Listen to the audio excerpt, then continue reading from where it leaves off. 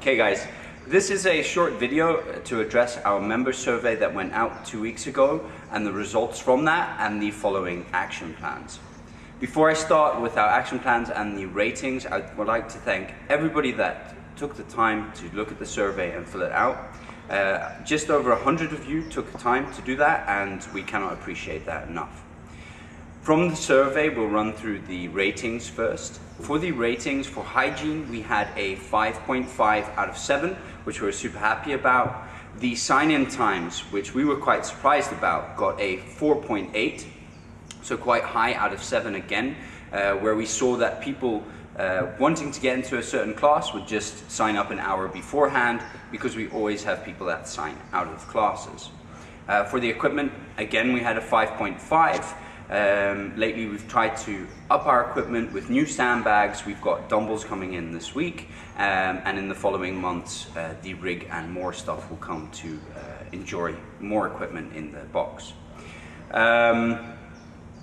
Then we had the facilities. We had a certain few questions of, okay, what are you guys missing in the facilities? The number one thing was showers, and I'd like to take the time to address the shower issue that we have.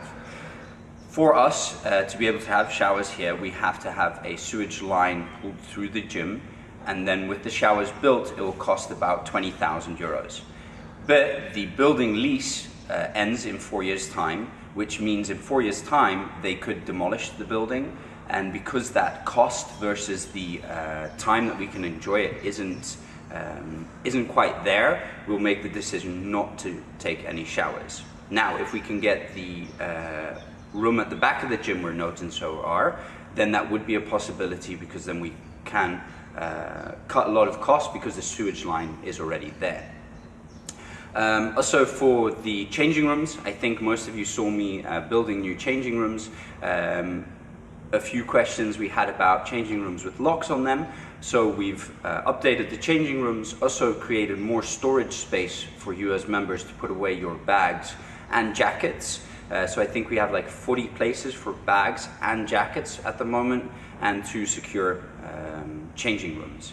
Also, we had a few fun requests, like a jacuzzi, hanging plants off of the ceilings, all sorts of fun requests, which obviously I hope were jokes, because we're not going to be putting in any jacuzzis anytime soon.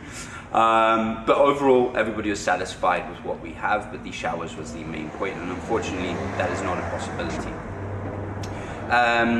So going from the location itself, we're going over to the coaches and the reply to the coaches and the classes that we have. The first point was the hours that we provide, which we scored 75% of you were happy with the amount of hours that we provide at the moment out of the 100 that filled in the survey. So we were super happy about that. Obviously, there were a lot of questions about a 7 o'clock class, so that we will be adding from the 8th of July. There will be a 7 o'clock class on the Friday mornings added. 6 o'clock is not an option yet, but if you guys get enough people for the 6 o'clock class, that will be perfectly fine. For the classes themselves, we had a few members comment that they are too busy, especially when there is one coach and 14 people. So what we've done for all the classes with one coach is we've dialed that back to 12, and as long as there's one coach, we will not go above that 12 limit.